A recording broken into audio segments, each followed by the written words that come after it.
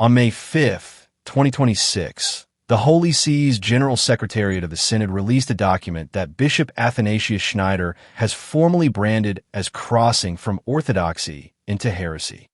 The final report of Study Group 9, published under the sterile title Theological Criteria and Synodal Methodologies for Shared Discernment of Emerging Doctrinal, Pastoral, and Ethical Issues, proposes that homosexual acts and homoerotic relationships may not be sinful in themselves.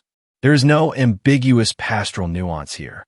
The text explicitly demands that the Church go beyond a mere repetition of current presentation and embrace diverse exegetically readings. Bishop Schneider names this for what it is: a carbon copy of the serpent's tactic in Eden, a creature usurping the Creator's prerogative to define good and evil. The ideological chassis beneath the report has been assembled over an entire decade. Schneider traces its origin to Pope Francis's First Synod on the Family, its high point to the 2023 Declaration Fiduciis Supplicans approved by the same pontiff and executed by Cardinal Victor Manuel Fernandez of the Dicastery for the Doctrine of the Faith. That declaration fractured reason by claiming to bless individuals while the ritual object, the couple relationship, was manifest. With Study Group 9, the mask drops entirely.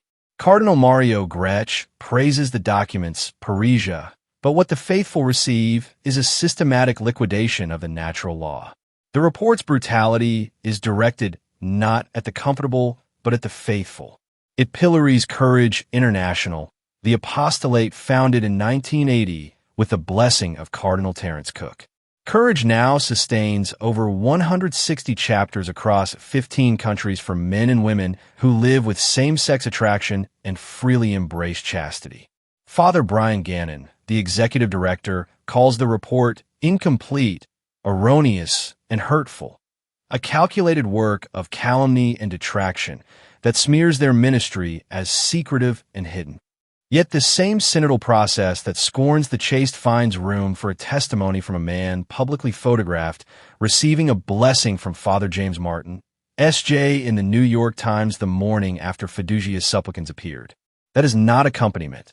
That is a manufactured alibi. The moral grammar has been inverted. The report's key theological contributor, Father Maurizio Ciotti, has already argued in academic settings that sexual acts within homosexual relationships can be good. The document now frames Catholic teaching as a mere theoretical model to be reshaped by lived experiences. Its testimonies label the real sin as a lack of faith in a God who desires our fulfillment, not a violation of the body's nuptial meaning. Marriage itself, the sacrament imaging Christ and the Church, is left dangling as an open question for same-sex reality. This is not development. It is doctrinal demolition executed through Gnostic sentimentality. Bishop Schneider warns the entire operation is a tactical habituation. By publishing through a Vatican organ under Pope Leo XIV, regardless of the report's formal magisterial weight, the Curia projects a message to the universal Church that normalization of homosexual acts is now thinkable. In Pope Leo's silence in the face of public heresy, the bishop has insisted elsewhere, is not neutrality. It is a complicity that allows spiritual contagion to fester among the faithful. The laity are being conditioned to accept moral relativism under the guise of compassionate listening. The Catholic conscience now confronts a crisis stripped of euphemism.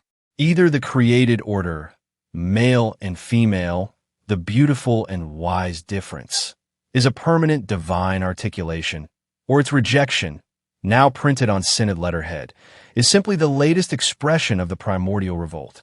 The faithful who hear the serpent's whisper inside the Vatican walls must decide whether they will nod along or whether they will answer, with the whole tradition behind them. Non serviam to error. Stand with Bishop Schneider. Stand with the saints. Stand with Genesis.